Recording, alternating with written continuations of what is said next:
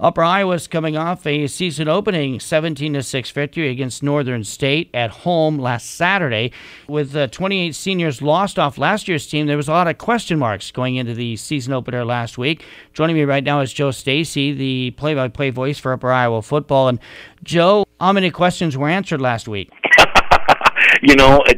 Pleasantly surprised. Either Coach Shea is smoke and mirrors, or he really didn't know what to expect offensively, and I believe the latter with that. The question was answered. The fact that the biggest question mark was losing, 6 all-conference players, 8 all-conference players on the offense and defensive side of the ball combined, many of those quarterback, wide receivers, running back, all conference players, All-Americans, and future Hall of Famers at Upper Iowa.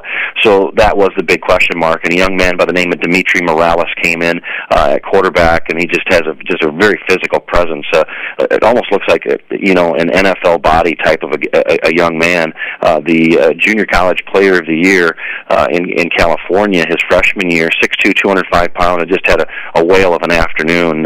Got a lot of blocking from his offensive linemen up front, and pleasantly surprised with 2 or 3 different running backs stepping in, and 3 new wide receivers stepping in and making plays. And at the end of the day, came up with 419 yards offense, and defensively, which was their mainstay coming in, as we talked about last week. If there were some things that Upper Iowa could rest their hat on coming back to this season, was the fact that they did bring some off the defensive linemen back, some linebackers back. And they played really well, and giving up 235 yards on the defensive side of the ball is just tremendous. Cole Stephen from West Delaware chipped in a great deal. Tate Thompson from Forest City.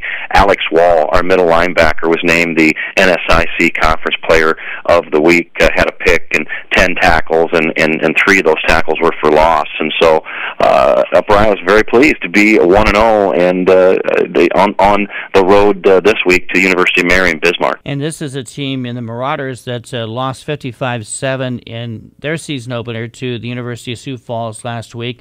What kind of a matchup do you expect this week in Bismarck, North Dakota? In the state of Iowa, Upper Iowa plays in NCAA Division II, and they play in the Northern Sun Conference, and you have very, very tough schools. The national runner-up, Minnesota State, formerly Mankato State, University of Minnesota Duluth Bulldogs, University of Sioux Falls, South Dakota. They're all in the top 20. Sioux Falls is 17th. University of Minnesota is number 1. University of Minnesota Duluth Bulldogs are number 4 or 5. And then you have Winona State, Southwest Minnesota State. Very, very good athletes in all sport, women's and men's sports. Football is no different. The University of Mary is a well-financed school. It continues to grow. They played University of Sioux Falls first week. I don't look into that game a whole bunch. They lost 55-7, and a lot of offensive players gone from previous years' squad. So that's their big question mark, similar to what Upper Iowa's was. But we didn't play the opponent that they played in week 1, even though Northern State was no slouch. They were 8-3 last year, just missed the postseason, and then they came into harm's eyesight last week, and we took care of business. But University of Mary, defensively, they have a great secondary. It's going to be hard to pass on these guys, and they have 3 or 4 big guys on the defensive line that return, and some linebackers that return. So their defense is almost mirror of Upper Iowa.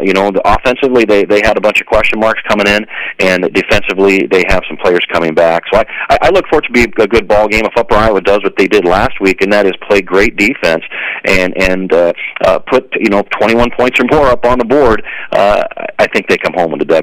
Joe, as you know, football teams normally make a lot of progress from week 1 to week 2.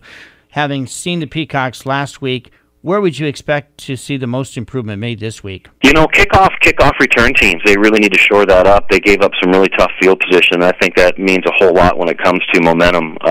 Kickoff return teams need to get shored up, and then again, just playing with confidence on the defensive side of the ball. I don't know how much more you can improve on giving up 235 yards on that side of the ball, and the third down conversions 4 of 14 for over Northern State. So Upper Iowa was batting passes down, and on the other side of the ledger, we were 11 of 23 on possession down. So just keep the confidence going offensively and defensively.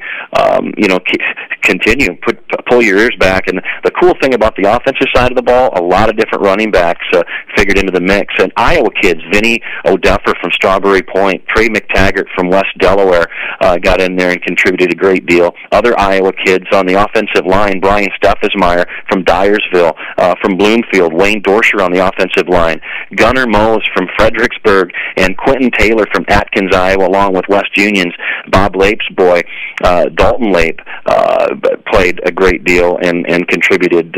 And on the defensive side of the ball, Zach Rees from Iowa City, Cole Stephen from Manchester, Matt Sharp on the defensive linebacker core from Plainfield, and then Tate Thompson.